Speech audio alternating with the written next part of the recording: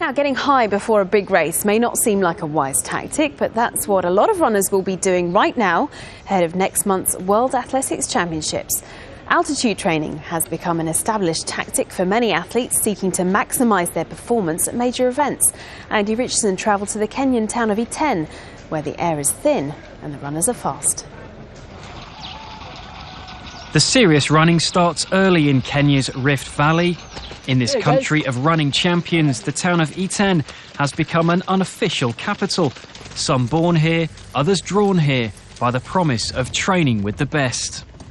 Whenever I'm in a race, knowing that my training was very good and I really know that I'm in the shape of winning, you find that no matter how hard it is, I always keep on pushing.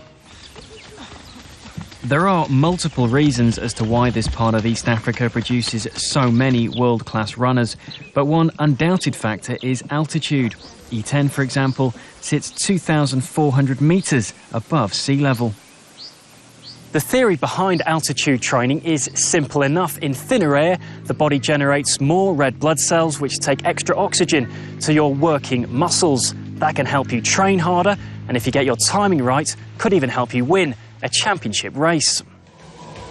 I sampled the extreme impact altitude can have on the human body.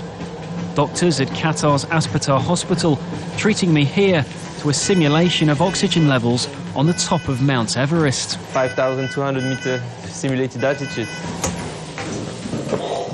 Okay, you want to remove the mask? Up. So now your saturation will go up very quickly. That's tough. Thankfully for the runners in Iten, oxygen supplies are a little more plentiful than on the Himalayan peaks. And once an athlete's body has had time to adjust, the benefits can start to kick in. So basically, when we talk about altitude training, it's a process that takes 2 to 4 weeks. And then what we're looking for is the increase in oxygen carrying capacity. Or what we can expect from the altitude is increase in performance, maybe 1 to 2%. The downside of altitude training is that individual athletes react in different ways. It can even produce a negative impact on performance.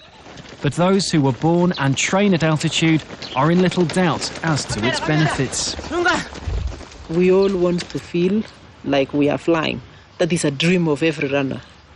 And that you don't feel anything. And that is the advantage where most of us gain when we are at altitude. And a dose of thin air is at least one natural high all athletes can safely indulge in ahead of the World Championships. Andy Richardson, Al Jazeera, Iten, Kenya.